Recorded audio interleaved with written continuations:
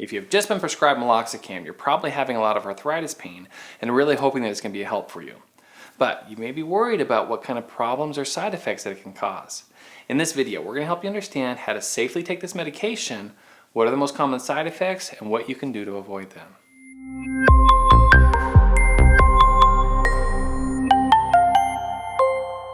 Hi, I'm Dr. Eric Richardson, a board-certified family practice physician.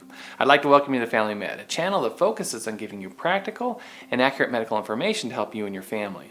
Thanks for joining us today because we're going to be going over some of your most common questions that most of my patients have about meloxicam. Meloxicam belongs to the family of medications we call non-steroidal anti-inflammatories, or NSAIDs for short. This is in the same family as more common medications like ibuprofen or naproxen. It works much in the same way by blocking chemicals in the body called prostaglandins that contribute to inflammation in the body, especially in the joints.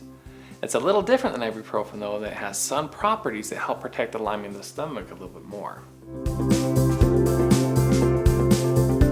Well, the main thing that meloxicam is used for is to treat pain and inflammation related to conditions like osteoarthritis and rheumatoid arthritis, as well as just generalized joint and muscle pains.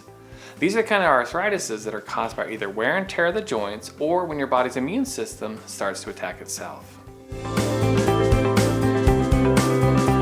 Well, meloxicam is in the same general family as ibuprofen and naproxen. When studies have looked at how effective it is compared to ibuprofen, they have shown to be about the same. Now, the main benefit you get from taking meloxicam is it is a once-a-day dose versus having to take several doses throughout the day. For most people, meloxicam is tolerated pretty well. Typically with lower doses, and if taken for shorter periods of time, there really aren't that many people that will have issues with it.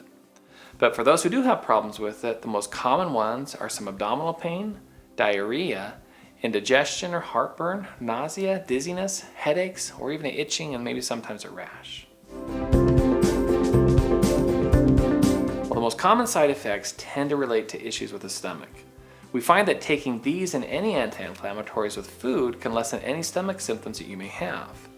If you need to take it for longer periods of time, sometimes your doctor may recommend taking it with an antacid medication like omeprazole to help protect the stomach. Well, this one will be easier answered by talking about different areas of the body that can affect. We mentioned that it can affect the stomach. Now, these types of medications can decrease the protective layer in the stomach and make it more likely to have an ulcer or even bleed from it.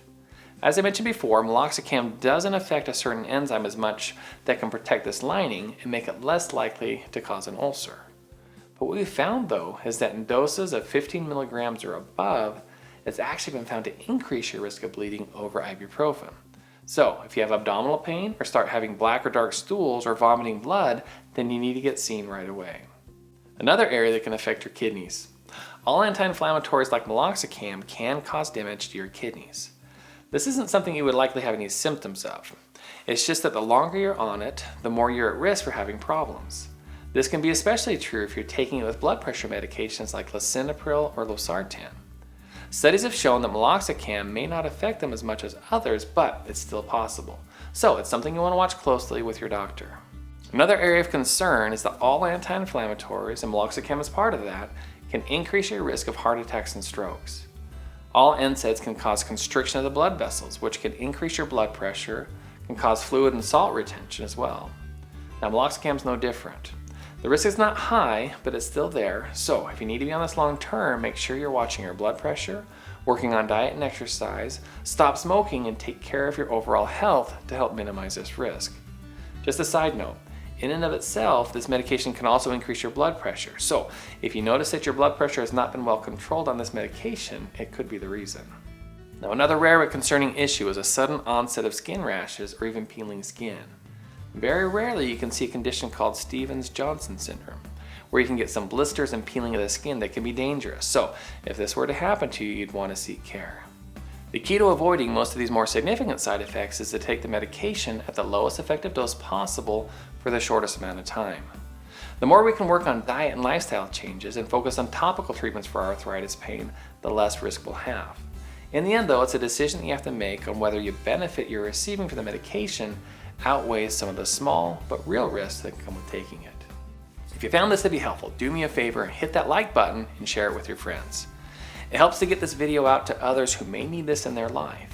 And if you haven't done so yet, don't leave without subscribing, hitting that notification button so you don't miss out on any of our future content. Well, until next time, thanks for joining us here at Family Med, and we'll see you in the next video.